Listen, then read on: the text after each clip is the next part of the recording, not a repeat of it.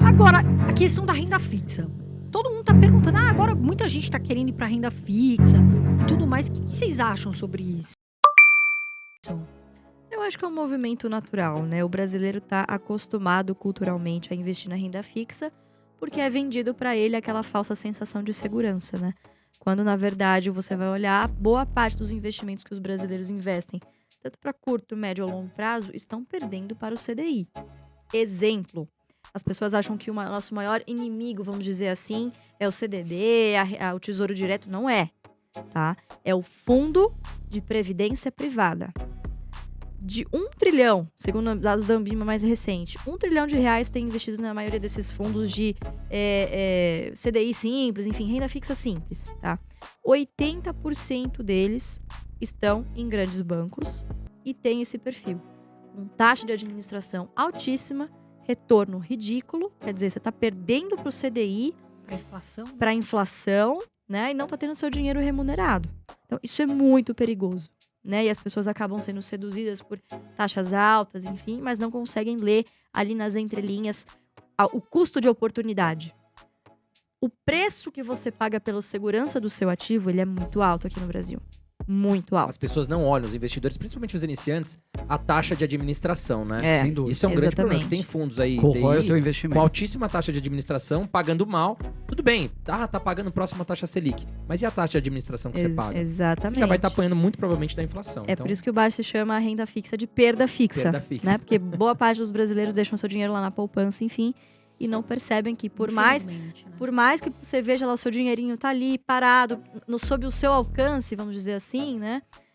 Você tá tendo uma desvalorização do seu patrimônio ano após ano. Né? A pessoa gosta de ver o dinheiro subindo, né? Exato. Eu acho que existe essa falsa, sei lá, essa percepção, essa sensação de bem-estar em ver o negocinho crescendo todo. Eu não quero perder. Concordo plenamente. Eu não quero perder. E o cara esquece que tem que descontar a inflação, né, Felipe? Porque, por exemplo, o cara fala assim, IPCA mais 6. O cara faz a conta, a inflação tá em quanto? Tá em 10. Mais 6, tô ganhando 16. Fala, tô ganhando 16%, você acha que eu vou investir em ações pra quê? Só que o cara esquece que ele tem que contar com 6. Porque 10 de inflação, ele perdeu. Isso aí vai corroer o teu dinheiro. Uhum. Então você tem que contar com o seu ganho real. Tem que descontar a inflação do seu investimento. E eu digo até mais, a inflação percebida no teu bolso é 10%? Muito mais. Pois é. Não, eu fui no Eu fico mercado assustado, esses dias. Eu fui no mercado esses dias, a gente faz uma compra. Nós que temos, graças a Deus, uma condição que a gente pode, né, ir lá e comprar, mas a gente tá vendo o brasileiro sofrendo, porque realmente as coisas subiram muito de valor, né? E aí você fala, não é só a gasolina, né? Não. Nossa, o alimento tá muito caro. Farmácia, alimento. Escova de dente, eu lembro que eu comprava umas boas lá, que são... Vocês lembram dessa época? De 6, 5 reais. Agora abaixo Hoje de 20, você vai ver, não... tem uma lá que custa 27 reais. Absurdo. Muito. Agora uma pergunta que todo seguidor quer saber, gente. Felipe e Luiz podem falar ações diferentes. Quais ações estão baratas nesse momento na visão de vocês? Olha, essa pergunta é, assim, boa pergunta. Padrão. A gente recebe seguidores, se não fizer, vai me matar. Não quer dizer que nós estejamos comprando neste momento. Mas acho que tem algumas boas oportunidades ainda, pelo menos para o pessoal começar a analisar. Já vou me adiantar aqui em algumas. Acho que a AES Brasil está com um pipeline de investimentos muito interessante. Está num preço bem atrativo, ainda não se recuperou. O balanço ainda não mostrou reação. Claro que sempre existe uma defasagem entre a vida real e o mundo contábil, né?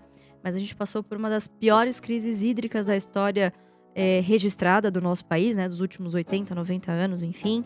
Então, por ser uma empresa essencialmente de geração e com bom peso de geração hídrica, ela acabou sofrendo, assim como a CESP sofreu, e ainda não se recuperou. Mas tem um plano muito ambicioso de diversificação desse portfólio, principalmente o portfólio eólico, né? São receitas já contratadas no momento em que essas plantas iniciarem o seu ramp-up, né? Enfim, de funcionamento. Longos, né? São contratos longos e que já vão adicionar EBITDA no momento D+1, entende? Que essas plantas ficarem prontas. Então, eu acho que é uma empresa que, por ter sinalizado que vai pagar menos dividendos, fez uma mudança na sua política de dividendos, né? Antes era uma festa, né? 110, 120% do lucro líquido. Isso não pode mais continuar se você é uma empresa que pretende fazer investimentos ambiciosos. Então, ela fez um movimento de follow-on, captou 1,2 bi, né? e está fazendo investimentos em plantas eólicas. Então, acho que a empresa está sofrendo com uma rotação de investidores ali. O pessoal que ia lá e estava lá estritamente por esse payout altíssimo, não está disposto a esperar 2, 3 anos, sendo que ele olha para o mercado e fala, pô, mas tem uma Petrobras que está pagando ali R$2,90, né, que anunciou agora, que vai pagar agora. Pô, mas tem uma Vale pagando tanto, Braskem. Então, as pessoas são muito imediatistas, né, querem ver os resultados para ontem, né, e aí é que as boas oportunidades acabam aparecendo. Então, acho que a AES Brasil é um bom exemplo disso. E Taurus, que eu acho que tem muito crescimento ainda não precificado, existe muito estigma em cima da empresa, que eu acho que já deveria ter sido desmistificado, mas é bom pra gente, né? Sobra mais pra gente. E a Taurus, ela veio com um bom resultado, né? Agora. Então, acho que ela é uma empresa que vocês acreditam que ela pode vir a pagar bastante dividendos pro investidor que olha com carinho, assim? Veja, se você olha a história recente da empresa, você poderia dizer que não, né? Mas é uma empresa sob uma nova gestão, novas estratégias, né? Não é a mesma empresa de 10 anos atrás, né? Então, em 2017, quando todo esse processo de turnaround recomeçou, né? Eu acho que foi colocado ali um novo plano, uma nova estratégia. Dito isso, a empresa tem cumprido o que ela tem prometido, vamos dizer assim. Olha, eu vou fazer isso. Ela foi lá e fez além das expectativas. Então, assim, acho que é um voto de confiança que a gente tem que dar para a gestão. Claro que sempre confiar desconfiando, né? Isso é muito importante. Mas ela tem planos também muito ambiciosos em termos de investimento, né? Ela tá agora... tem uma fábrica na Geórgia, enfim, que já tá com o ramp-up completo, já tá entregando os seus produtos, enfim. Mas tem outros projetos que ainda estão em desenvolvimento. Então, eles estão investindo na própria fábrica de São Leopoldo, que é um condomínio de fornecedores. Estão também com um projeto na Índia, né? Uma joint venture com a Jindal. Que isso pode adicionar, sim, um bom mercado, abrir portas em uma região que tem, historicamente, ali muitas oportunidades geopolíticas para uma empresa como a Taurus, né? Então, abre boas portas. Então, a gente tem boas expectativas. Ela tem um plano aí de até 2025 chegar à produção de 15 mil armas leves por dia. Então, assim, se ela conseguir... Ela é uma das maiores fabricantes, né? É uma das maiores, né? exatamente. De armas leves, né? Então, Acho que assim, uma das 3, né? Eu acho que hoje ela tá caminhando mundo. pra Pra ser... ser a maior, maior, exato. maior, Então tem aqui um trabalho ainda de capturar o market share. Por mais que esse ano a expectativa de demanda nos Estados Unidos não seja muito animadora, existe ali um gap bastante interessante que ela pode atingir, roubar market share dos seus concorrentes, né? Então, assim, a gente acredita que pode ser que nos próximos anos ela continue entregando um crescimento de 2 dígitos. Não vai ser mais de 3 dígitos como naquela fase inicial de turnaround, né? Claro que a curva, o ângulo vai diminuindo um pouco, mas ainda é um bom crescimento. De novo, se a expectativa não tá no preço, é aí que vem as boas oportunidades, né? Segundo, ela tem margens muito interessantes que abrem espaço para bons pagamentos de dividendo. Você tem uma base acionária pequena, que tem uma ação com o controlador e que também já sinalizou que vai cumprir pelo menos os 35% de payout que está no seu estatuto, que inclusive a política de dividendos está sob revisão. A ideia é que a empresa pague trimestralmente, e quanto mais transparente e mais calculável, vamos dizer assim, né, menos surpresas o investidor tem. Então ela tem plenas condições de continuar sendo uma boa pagadora de dividendos. Anunciou agora e vai pagar R$1,65 por ação, que é o maior dividendo da história da companhia. Pô, né? tá pagando Que dá um dividendo porque yield de ela uns 8%. voltou. Exatamente. Conseguiu superar aqueles problemas de dívidas que ela tinha. A Exatamente. Taurus, a gente estava falando até do turnaround do IRB, por exemplo, né? A Taurus foi uma empresa que a gente acompanhou esse processo desde o início. Então, quando a gente falava de Taurus, eu me lembro, a gente foi para São Leopoldo visitar a fábrica, íamos sempre na reunião da PIMEC. Era uma empresa que ninguém queria nem ouvir falar, porque, Taurus, é aquela arma que dispara sozinha, é uma dívida impagável, enfim. E aí que eu acho que vem o trabalho do verdadeiro investidor versus aquele que ouve as histórias de mercado e se dá satisfeito por aquilo. Então, quando você ouve verdades absolutas de mercado, eu acho que você tem que sempre se questionar. Será que é tudo aquilo que estão falando da empresa? Tanto pro lado bom quanto pro ruim. Então, poxa, pegamos o voo, fomos lá, conhecemos a planta, coloca a bota no pé, óculos de segurança, Pra conhecer, ver capacete. como é que funciona, E assim, a gente começou a ver naquele momento melhorias operacionais significativas. Porque era armeiro, não era isso? Era o É, armeiro. antigamente- A Luísa, acho que da primeira vez que veio aqui, a gente comentou sobre isso. Exatamente. Era uma Esse processo era forjaria, né? muito Era uma simples. forjaria. Então Você não tinha uma linha de produção, como medir a qualidade, entende? Então é muito complicado quando você tem um O cara produto batia como uma arma. martelinho, não era isso? você Era não um tinha um processo padrão, muito rústico, não né? era algo Padrão. padronizado, então o controle de qualidade era falho, a eficiência produtiva era muito baixa, você não tinha uma organização, assim, seguindo metodologias, Kanban, Just in Time, tudo. Então, isso são coisas que você simplesmente não vai entender isso olhando a planilha do Excel, olhando no home broker o preço da Isso ação. modelo nenhum captura, né? Não captura, exatamente. Então, você conversando com o cara do chão de fábrica. Que a Assim, coisa poxa, mudou, O melhorou, que né? aconteceu nos últimos tempos aqui? Tá melhorando? Você recomendaria a Taurus para um parente seu vir trabalhar? São pequenos detalhes que fazem toda a diferença. E ao longo do tempo a gente foi vendo que isso, de fato, sinalizava uma melhora progressiva e a empresa chegou onde chegou, reduziu drasticamente a sua dívida, que era a grande cruz que ela tinha, né, a espada que tinha nas costas. E agora vai pagar esse dividendo, acho que sinalizando um futuro muito positivo daqui para frente. Vocês acreditam que esse dividendo pode aumentar nos próximos Acho anos? que depende. Pode ser que sim, pode ser que aumente, mas vai depender das oportunidades de mercado que ela encontrar. Se a Taurus vira e fala pra mim, olha, tem uma oportunidade aqui de ouro, de eu entrar num mercado que não tava na minha mira, mas surgiu essa oportunidade. Pago o dividendo ou invisto nisso? Não tava Se na isso- mira é bom, hein? Não tava na mira. Tudo, trocadilho aí sem querer. Mas, olha, eu vou falar, então vai em frente, faça investimento, porque é isso que vai multiplicar também meu Claro. capital e possibilitar dividendos mais gordinhos no futuro, né? Legal, então E tá bom pra comprar. e Então, acho quem que quer só- comprar ainda dá tá um preço tempo. bom. Dá Ainda dá tempo, tempo. ainda Dá dá tempo. tempo. Eu acho que só um parênteses legal também, Lu, é o que você falou de que às vezes a gente olha para empresas que têm o potencial futuro de dividendo. Exato. A Taurus era uma dessas. Então, quando a gente começou a comprar Taurus, chegou a pagar R$4, R$3,50, R$4,50. A empresa está distribuindo um dividendo de R$1,64, R$1,65 agora. Ou seja, sobre o preço de compra, ela representa um yield de quase 50%, dependendo Sim. do preço. Então, não é o yield de 8% que a gente está olhando agora. E isso acho que até conecta com a tua pergunta anterior, André. Porque se você comparar a bolsa com renda fixa, poxa, mas o Ibovespa esse ano deu tanto e o CDI deu tanto. Eu vou para o CDI. É uma comparação injusta, porque a bolsa, muitas vezes, você entra numa empresa, ela fica com a cotação de lado por 1, por 2, por 5 anos. Só que quando ela sobe, ela multiplica por 5, por 10, por 20. De uma vez, né? De uma Você vez. piscou. Assim, agora, o que eu acho importante a gente falar é o seguinte.